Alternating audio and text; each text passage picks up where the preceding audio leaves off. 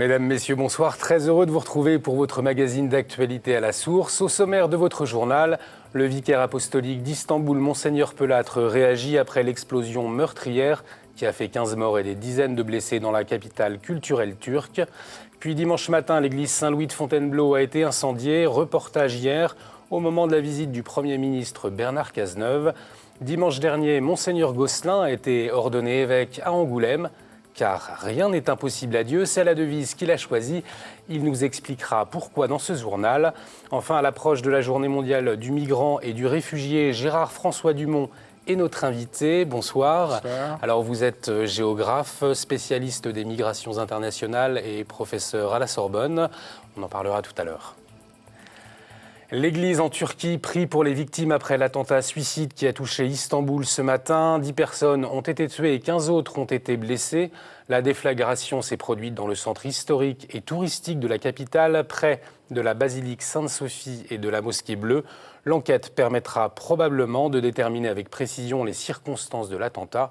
Nous avons recueilli la réaction du vicaire apostolique d'Istanbul, Monseigneur Louis Pelâtre, en début d'après-midi. Le rôle de l'Église est d'accompagner bien sûr dans la prière et de se manifester notre solidarité vis-à-vis de tout ce qui se passe. Nous sommes dans l'année de la miséricorde aussi, nous voulons montrer aussi notre sensibilité à tout ce qui touche tous les citoyens du pays. Cette explosion intervient alors que la Turquie est en état d'alerte maximum. En octobre 2015, une attaque attribuée à Daesh avait fait 103 morts devant la gare centrale d'Ankara. Le journaliste Sébastien de Courtois est fin connaisseur du Moyen-Orient et des communautés chrétiennes présentes sur place. Nous l'avons joint ce matin. Pour lui, ce n'est pas un hasard que le lieu emblématique touristique ait été visé. C'est un endroit, Sultanahmet, n'est pas visité par les Stambouliotes. C'est un endroit qui est visité par les étrangers, par les touristes, par ces groupes qui viennent d'Europe, d'Amérique du Nord, de très loin du monde arabe, énormément, tous les gens du Golfe qui viennent. Les conséquences vont être hélas dramatiques pour toute l'activité touristique d'Istanbul. Je pense aux hôteliers, je pense aux marchands de tapis du Grand Bazar, c'est-à-dire les petites gens, c'est-à-dire les gens qui vont avoir un immense manque à gagner. Il faut pas les oublier. Vous savez, il y a la grande politique internationale, les grands équilibres géopolitiques, et puis il y a les gens qui meurent, qui sont blessés, et puis les gens qui vont souffrir directement. Il est très clair que le quartier touristique visé n'est pas anodin. C'est pour faire peur, c'est pour que les gens ne viennent plus en Turquie et ne viennent plus à Istanbul. Le nom de Dieu est miséricorde, c'est le titre du livre dans lequel on peut lire la longue conversation entre le Saint-Père et le vaticaniste italien Andrea Tornielli. Il est sorti aujourd'hui en Italie, il sortira vendredi dans 86 pays dont la France. Le pape se confie sur la place déterminante de la confession dans sa vocation, son rapport particulier avec les détenus ou encore le sens qu'il donne au jubilé de la miséricorde. C'est en juillet qu'Andrea Tornielli a rencontré le Saint-Père. Il nous dit ce qu'il retient de cette expérience.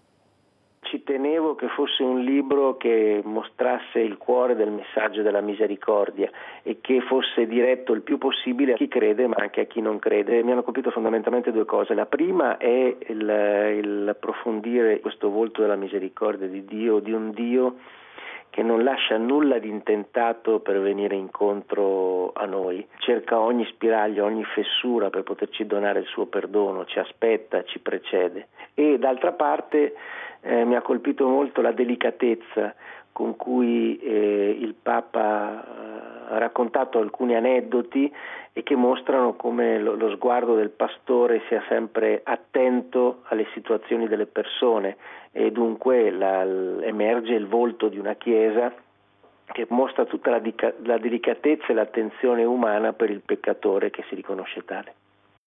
La rédaction reviendra longuement sur ce livre dans l'émission spéciale que nous vous proposons mercredi à 19h40 sur le pape François et la miséricorde en partenariat avec Pèlerin.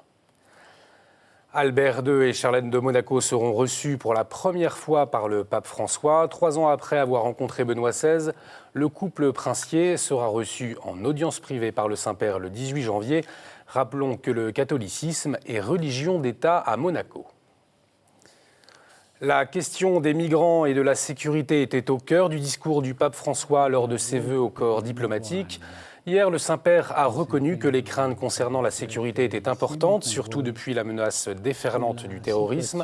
Devant 180 ambassadeurs qui entretiennent des relations avec le Saint-Siège, le pape a invité à trouver un juste équilibre entre la protection des citoyens et l'accueil des migrants. Gran parte delle cause delle migrazioni si potevano affrontare già da tempo. Si sarebbero così potute prevenire tante sciagure o almeno mitigare le conseguenze più crudeli. Anche oggi, e prima che sia troppo tardi, molto si potrebbe fare per fermare le tragedie e costruire la pace. Le baptême se reçoit une seule fois, mais doit se témoigner tous les jours. C'est ce qu'a assuré le pape François lors de l'Angélus dimanche. Quelques heures avant, le Saint-Père a baptisé 26 nouveau-nés dans la chapelle Sixtine à l'occasion de la fête liturgique du baptême du Seigneur. 13 petites filles et 13 petits garçons, des enfants d'employés du Vatican. Il s'est adressé à leurs parents, leur rappelant que le plus grand héritage que les parents pouvaient laisser à leurs enfants était la foi. En Allemagne, le cardinal Rainer Wolki, archevêque de Cologne, se dit choqué par les agressions de masse qui ont eu lieu dans sa ville. Il met en garde contre les préjugés et la xénophobie. Le 31 décembre, des violences visant des femmes ont eu lieu sur le parvis de la gare centrale de Cologne. La police a fait état de 516 plaintes concernant la nuit du réveillon. 40% seraient liés à des agressions sexuelles. Les suspects identifiés à ce jour sont à majorité des réfugiés, a affirmé le gouvernement allemand. Mais attention aux amalgames pour l'archevêque de Cologne, on l'écoute. Mir als Erzbischof von Köln macht es große Sorge, dass so etwas hier bei uns geschehen konnte. Mein Mitgefühl gehört allen betroffenen Frauen und Opfern dieser schrecklichen Nacht. Ob es nun Flüchtlinge waren oder Ausländer, die schon lange bei uns leben, oder ob darunter auch Deutsche waren, oder ob die Gewalttaten von Hintermännern organisiert wurden, all das muss gründlich aufgeklärt und ehrlich benannt werden. Und die Gewalttäter, die müssen selbstverständlich zur vollen Verantwortung gezogen werden. Aber es muss auch einen verantwortlichen Umgang mit der Wahrheit geben. Nur weil ein paar Dutzend besoffene Fußballfans Gewalt ausüben und unser Rechtssystem missachten, sind doch auch nicht gleich Millionen von Fußballfans automatisch alle gleich Hooligans. Wir dürfen doch jetzt nicht diese Menschenwürde, die jeder Mensch von Gott erhalten hat, mit Füßen treten oder treten lassen. Nur wenn wir im anderen immer unsere Schwester und unseren Bruder erkennen. Dimanche, l'église Saint-Louis de Fontainebleau a été ravagée par un incendie criminel. Elle a aussi été profanée. Les hosties ont été répandues par terre. Concernant l'enquête, la piste terroriste est écartée. Un sans domicile fixe est actuellement en garde à vue. Monseigneur Namias, évêque de Meaux, a reçu hier le ministre de l'Intérieur qui a fait part de sa détermination à assurer la protection de tous les lieux de culte. Notre journaliste Olivier François était sur place. Plusieurs médias ont entouré hier soir le ministre de l'Intérieur, Bernard Cazeneuve, venu apporter son soutien à la communauté catholique de Fontainebleau après l'incendie et la profanation de l'église Saint-Louis. Indemne à l'extérieur, c'est une toute autre histoire une fois rentré dans l'église. Le dispositif policier et l'odeur persistante de brûlé laissent peu de doute quant à la nature criminelle de l'acte. J'attends une chose, moi, c'est que la police et la justice trouvent rapidement les auteurs de ces faits, de manière à ce qu'on comprenne leur motivation et que cessent déjà des amalgames ou des raccourcis qu'on peut voir fleurir, notamment sur les réseaux sociaux. C'est surtout la profanation du lieu qui a marqué les esprits. Une vierge datant du XIVe siècle qui s'est volatilisée, un autel du XVIIe siècle brûlé, la communauté catholique de Fontainebleau a été très touchée par ces événements. Je comprends bien que les habitants de Fontainebleau sont très marqués par la destruction d'une partie du patrimoine de la ville. Mais ce qui me touche avant tout, c'est qu'on ait pu ainsi manquer de respect devant notre Seigneur. C'est d'abord ça qui me touche, qui me blesse. Le père José Antonini, curé de la paroisse Saint-Louis, a aussi été très affecté par les événements. Ça m'a meurtri. Il souhaite cependant que les paroissiens réinvestissent au plus vite les murs de l'édifice. C'est une communauté qui n'a qu'un seul désir, c'est retrouver sa paroisse, son église, pour y célébrer, adorer et louer son Seigneur. Car nous sommes, nous, des gens de paix, et nous voulons uniquement que l'église soit ce lieu de paix et de joie. Donc, blessés, meurtris, bien sûr, mais en aucune façon désespérés. L'espérance illumine notre cœur. Monseigneur Namias, évêque de Meaux, présidera dimanche matin à 10h une messe de réparation dans l'église Saint-Louis. L'église de Veneux-les-Sablons, une commune située à une dizaine de kilomètres de Fontainebleau, a aussi été ravagée par les flammes dimanche. Cette fois, c'est la piste accidentelle qui a été retenue à cause d'un chauffage défectueux. Car rien n'est impossible à Dieu, c'est la devise choisie par Monseigneur Gosselin comme évêque d'Angoulême. Son ordination épiscopale dimanche après-midi a rassemblé plus de 3000 personnes à l'espace Cara d'Angoulême. Aux côtés de Monseigneur Gosselin, il y avait bien sûr son prédécesseur Monseigneur d'Agens. C'est l'archevêque de Poitiers, Pascal Winzer, qui l'a ordonné en présence du nonce apostolique Luigi Ventura. Une trentaine d'évêques de toute la façade ouest étaient présents. Monseigneur Gosselin, ancien père du foyer de charité de Tressin, était aussi entouré de nombreux membres de la communauté. Et c'est avec sa devise, car rien n'est impossible à Dieu, et qu'il aborde sa nouvelle fonction.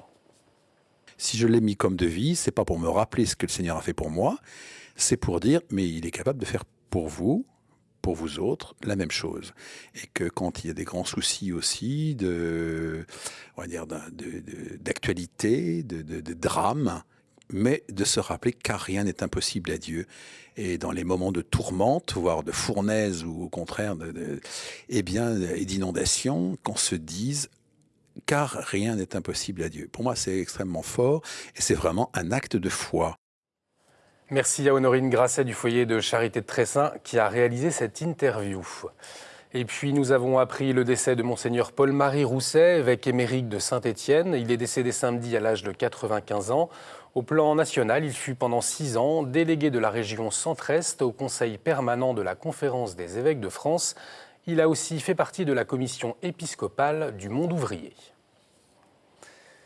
Dimanche, 230 pèlerins ont vogué sur la Seine pour Sainte-Geneviève. Depuis 6 ans, le diocèse de Nanterre rend hommage à sa sainte patronne, qui est aussi celle de Paris et des gendarmes. Les fidèles sont partis du port de Sèvres pour rejoindre l'église Saint-Étienne-du-Mont à Paris, où était célébrée une messe. Lors de son homélie, Monseigneur Petit, l'évêque de Nanterre, a rappelé que face à la terreur provoquée par Attila et par Séun, c'est par la prière qu'elle a permis à ce peuple de Paris de rester debout. La figure de Sainte Geneviève, plus que jamais d'actualité après les attentats qui ont secoué Paris. L'Église aussi a rendu hommage à sa manière au chanteur David Bowie, une personnalité musicale jamais banale. C'est en ces termes que l'Osservatore Romano, le journal du Vatican, a rendu hommage à l'artiste britannique décédé 2 jours plus tôt à l'âge de 69 ans.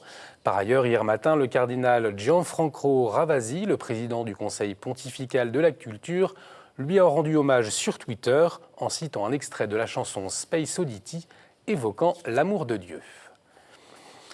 Et on continue avec votre chronique Vue de Rome. Cette semaine, nos confrères d'Immédiat reviennent sur les vœux du pape au corps diplomatique.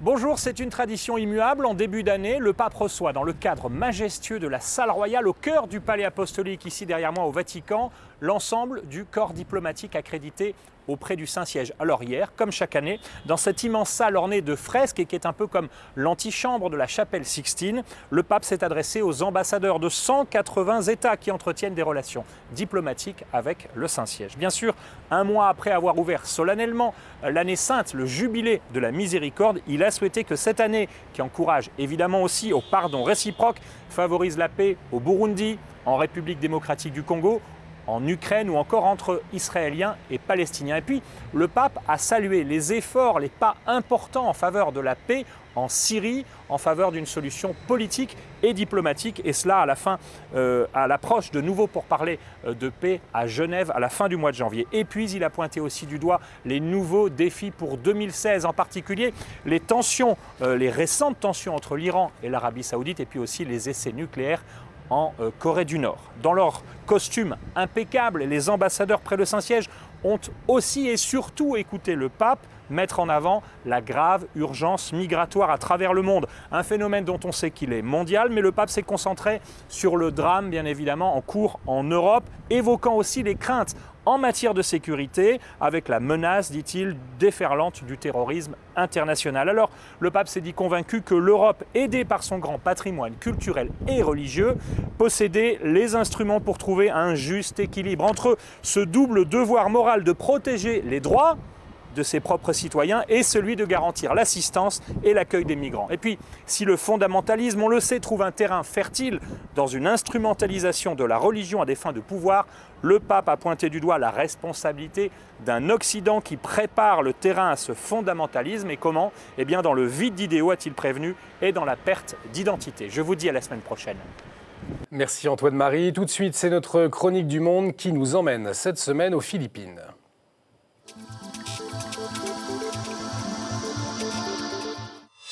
Bienvenue dans ces Chroniques du Monde. Un an après avoir accueilli la plus importante messe de l'histoire, près de 7 millions de fidèles réunis autour de la personne du pape François le 18 janvier 2015 à Manille, les Philippines s'apprêtent à accueillir un nouvel événement de l'Église catholique. Du 24 au 31 janvier prochain, à Cebu, au centre de l'archipel, se tiendra le 51e congrès eucharistique international. Les Philippines avaient déjà organisé un précédent congrès, c'était en 1937, sous le pontificat de Pie XI, qui avait centré ce congrès sur le thème de la mission.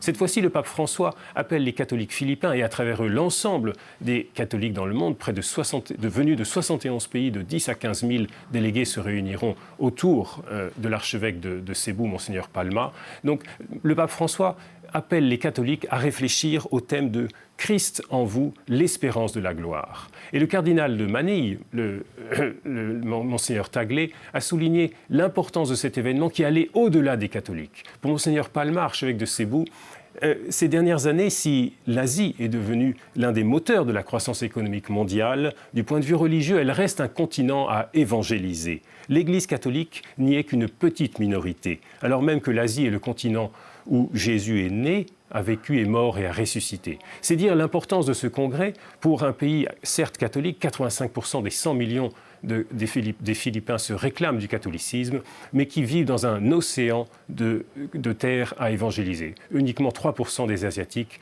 se réclament du Christ aujourd'hui. Pour ce congrès eucharistique qui s'ouvre donc à Cebu le 24 janvier, il commencera par un banquet ouvert aux plus démunis, aux plus pauvres, car c'est l'autre dimension de ce congrès. Outre la mission et l'évangélisation, c'est l'attention aux plus pauvres. Pour l'organisateur du congrès, c'est bien sûr peu de choses, un banquet pour les plus pauvres, mais il faut bien commencer par nous montrer solidaires avec ceux qui sont au cœur de l'Évangile. Merci Régis. Tout de suite, c'est l'heure de notre dossier.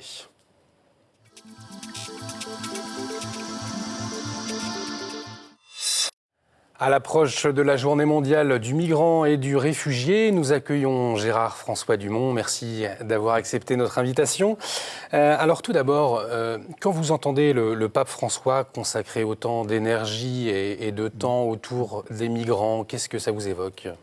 Ça se comprend tout à fait, même si moi je regrette que le pluriel ne soit pas utilisé, c'est-à-dire journée des migrants et des réfugiés, parce que les facteurs de migration et causant des personnes en situation d'être réfugiés sont extrêmement variables. En même temps, le pape, c'est tout à fait normal qu'il rappelle les valeurs chrétiennes.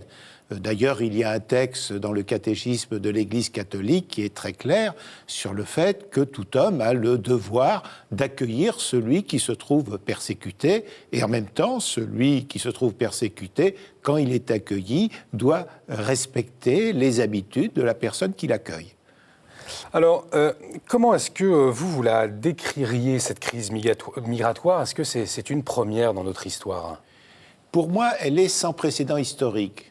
Mais il faut expliquer pourquoi. A priori, on pourrait se dire, nous avons donc au cœur de la Mésopotamie, donc en Syrie et en Irak, un conflit civil. Comme ce conflit civil perdure, il entraîne forcément un exode de populations qui veulent tout simplement survivre. Et malheureusement, dans l'histoire de l'humanité, il y a eu d'autres conflits civils, qu'il s'agisse de la guerre d'Espagne, qu'il s'agisse de la guerre civile au Salvador, qu'il s'agisse de guerre civile au Sierra Leone, etc. Et à chaque fois que nous avons des guerres civiles, nous avons des exodes. Donc cela peut paraître, à la limite, si vous voulez, banal par rapport aux autres conflits civils. Sauf que il y a un certain nombre d'éléments qui font de cette migration de Mésopotamie vers l'Europe un phénomène sans précédent historique. Le premier élément, c'est qu'en général, dans la guerre civile, nous avons en fait deux acteurs qui s'opposent. J'évoquais la guerre d'Espagne tout à l'heure. Nous avions, pour simplifier, le camp nationaliste et le camp républicain. Au Salvador, c'était la même chose. Dans les conflits en Mésopotamie aujourd'hui, nous avons une pluralité d'acteurs militaires extrêmement nombreux, ce qui fait qu'il est très difficile de démêler la situation et que cela complique la situation de la société civile parce qu'elle peut être bombardée par Pierre, par Paul, par Jacques, etc. Donc ça, c'est le premier élément. Deuxième élément, parmi ces acteurs du conflit, nous avons un acteur totalement sans scrupules qui s'appelle l'État islamique. En effet, dans l'histoire des guerres précédentes, prenez même la Seconde Guerre mondiale, Hitler, c'était un totalitarisme nazi, personne n'en doute.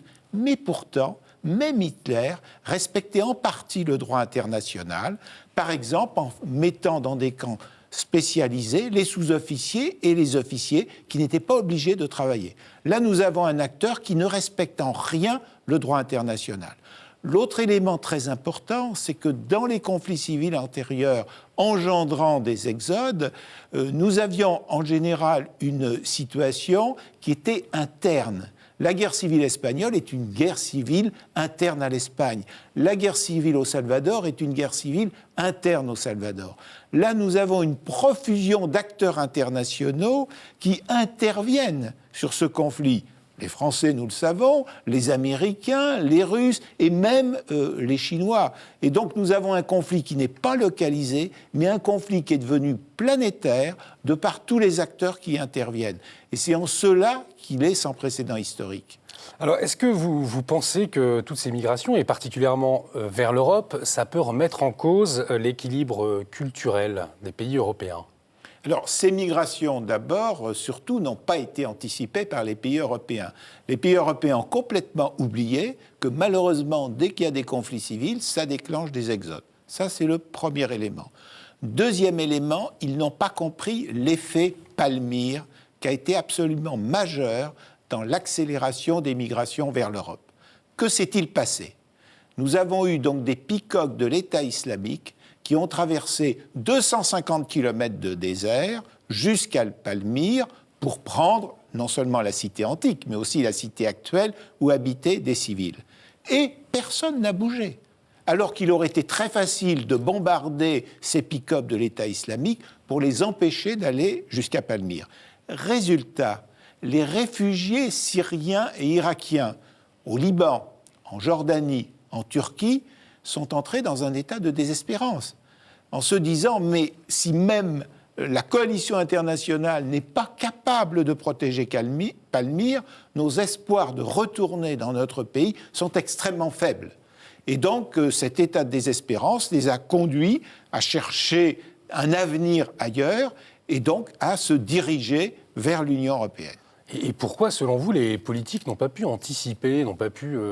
Mais il y a un refus d'anticipation, alors qu'il aurait été très simple d'organiser des systèmes de réémigration, comme cela s'est fait, par exemple, lors des conflits en Indochine de la seconde moitié des années 1970, mais il y a eu une incapacité totale à considérer la réalité pour ce qu'elle est et à mettre en œuvre des systèmes de réémigration. Et ceci est très grave. Ceci est très grave tout simplement parce que l'Union européenne, par sa cécité, a nourri les passeurs. Vous savez qu'il y a donc plus d'1 million de personnes de Mésopotamie qui ont rejoint des pays de l'Union européenne l'année 2015. En moyenne, ces personnes ont payé des passeurs 7 000 à 8 000 euros. Donc cela signifie que les passeurs ont réussi à faire un chiffre d'affaires d'environ 8 milliards d'euros dans la seule année 2015. Comment voulez-vous qu'un système comme celui-ci ne soit pas un système qui encourage les passeurs à exploiter la misère humaine ?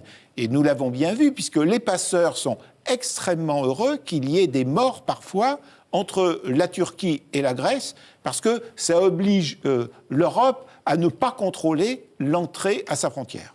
Alors aujourd'hui, quels sont les défis pour l'Europe et pour la France plus particulièrement ? Alors, le premier défi, ça serait d'arrêter évidemment les causes de cette guerre. Or, pour arrêter cette cause de cette guerre, il faut se mettre en situation de pouvoir être un arbitre qui aident à négocier les différentes parties. Ceci est impossible pour la France, puisque la France a décidé, en 2012, de cesser ses relations diplomatiques avec la Syrie. Donc comment voulez-vous mettre autour d'une table et faire discuter des personnes quand vous avez déjà fait un choix a priori en disant que l'une des parties, vous ne la reconnaissez plus? Donc ça, c'est le premier élément. La France devrait renouer ses relations diplomatiques avec la Syrie en tant qu'État, puisque la France reconnaît des États et non pas des régimes, bien entendu. Deuxième élément, il faut contraindre, je dirais pratiquement, la Turquie à accepter que le Haut-Commissariat aux réfugiés puisse intervenir en Turquie. Puisqu'aujourd'hui, on est dans une situation où la Turquie refuse au Haut-Commissariat aux réfugiés d'agir en Turquie et refuse aussi aux organisations non gouvernementales de le faire. Donc il me semble que dans la mesure où l'Union européenne verse déjà chaque année près d'1 milliard d'euros à la Turquie, elle pourrait demander quand même en contrepartie à la Turquie que le HCR puisse agir en Turquie au profit de ces réfugiés. Et c'est à partir de l'action de ce HCR dans les différents pays que nous pourrions organiser sereinement de la réimmigration et en même temps daber le pion aux passeurs qui se nourrissent sur la misère humaine.